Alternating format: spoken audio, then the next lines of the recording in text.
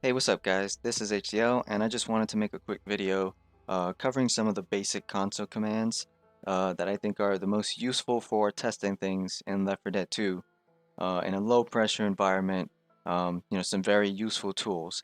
So the first thing we're going to do is you're going to go to options. You're going to make sure that this option right here is enabled, allow developer console.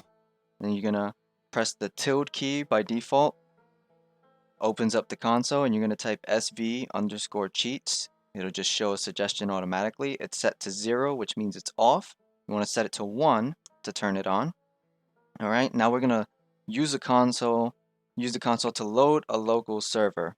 We're not going to go to a level through the main menu because it will not load cheats this way.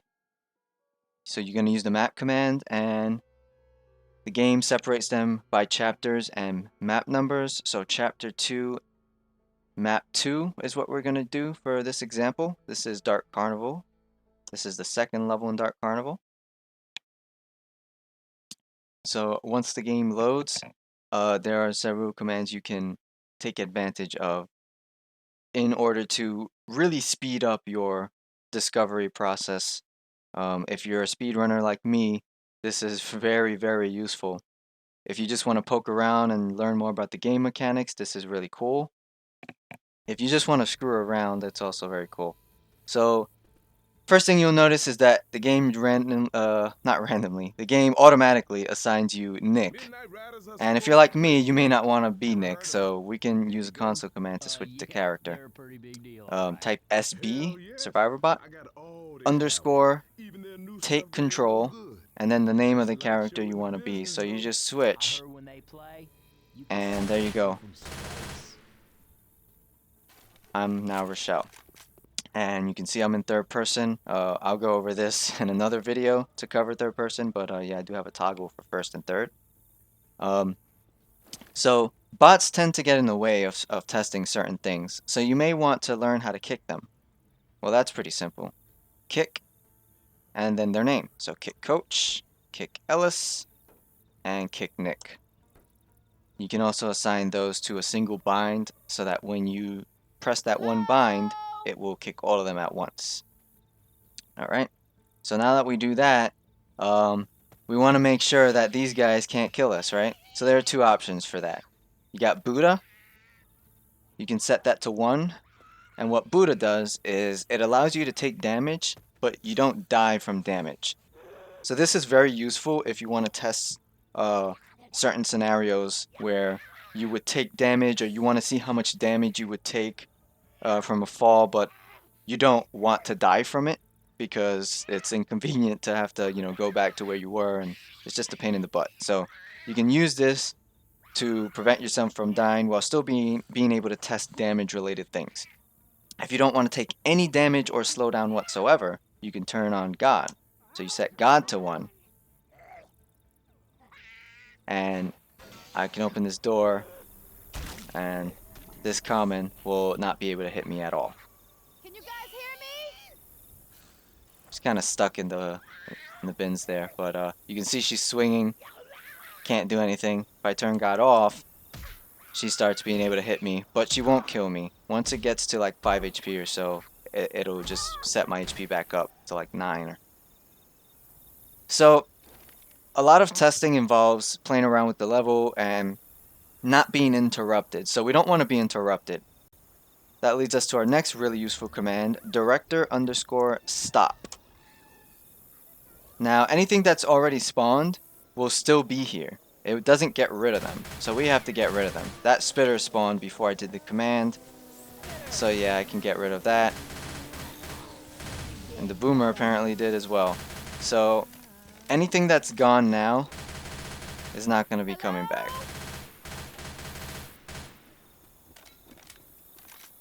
Alright, so very useful. Now you can see there's nothing here, nothing to bother us. We can just play with the level, just have a look-see. If you never come in here and you want to see what's in here, that's fine. You can do that too. There's a pipe in here. And one of those guys too. So, next useful command is for navigating through the level. Very useful. It's no clip. So, go to the console, type no clip, and this changes our movement. So now we can move around the level like this very freely. Just use the regular movement keys and your mouse to look around, and you can move through the level very quickly.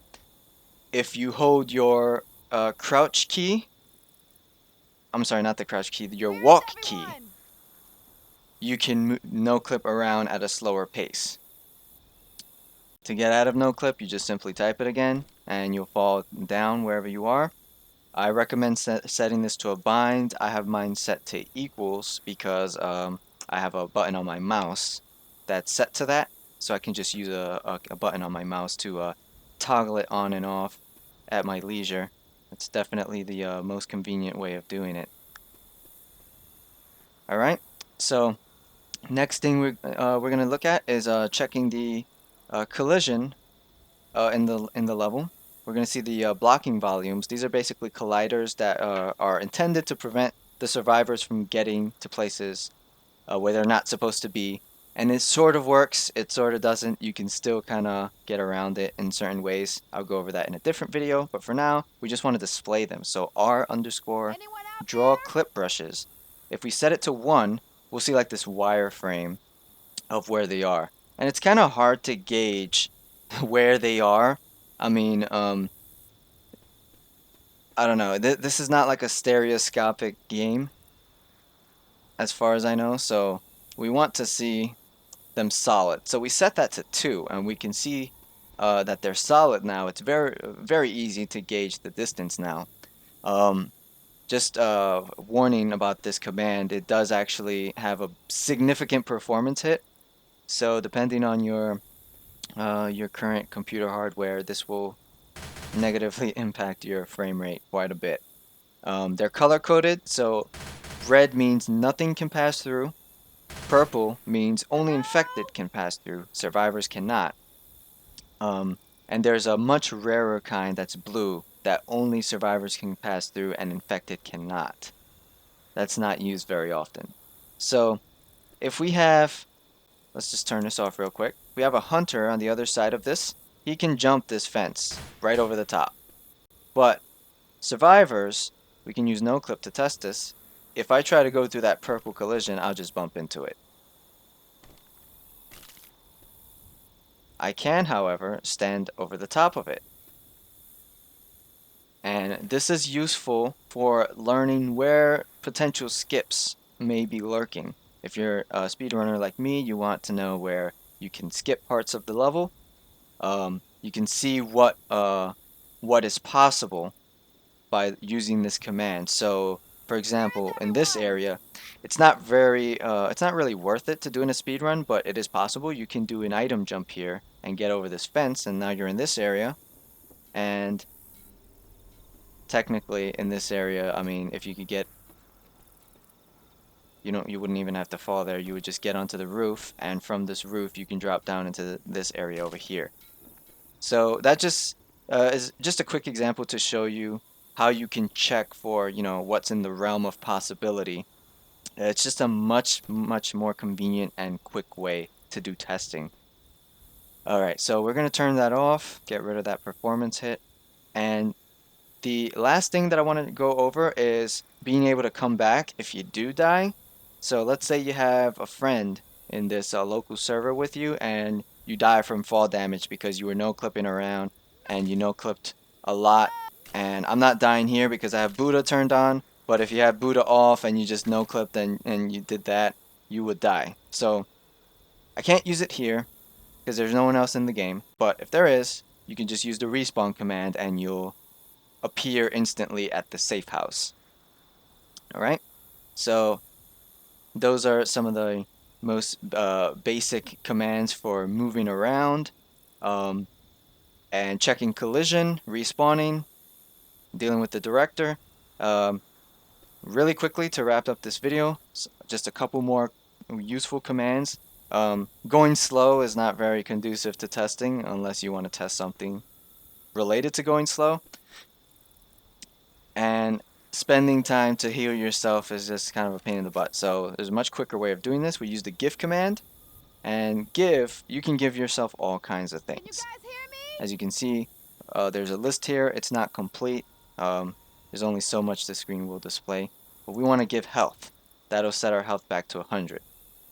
And you can use this in conjunction with the hurt me command, so you can do something like 50 damage.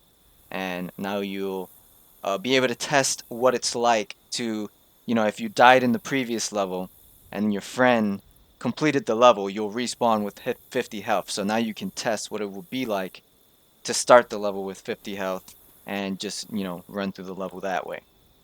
Um, Another thing you can do that's very useful is you can give yourself a specific weapon. So you want to test something with a scope, for example, you can try give hunting rifle, I'll snipe. and now you have the hunting rifle.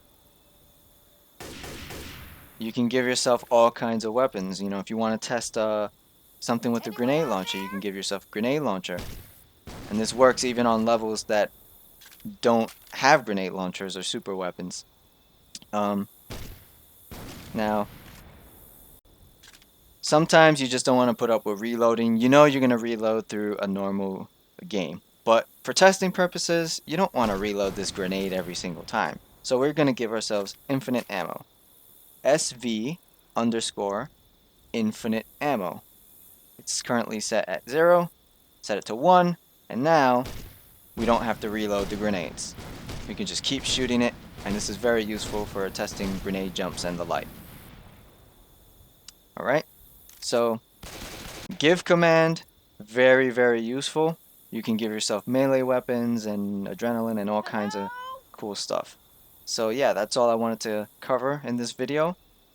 I hope those of you who enjoy fooling around or want to learn more about the game, these commands are what I consider the most basic essential commands for doing any kind of testing offline in a local server. So thanks for watching. Have a good one.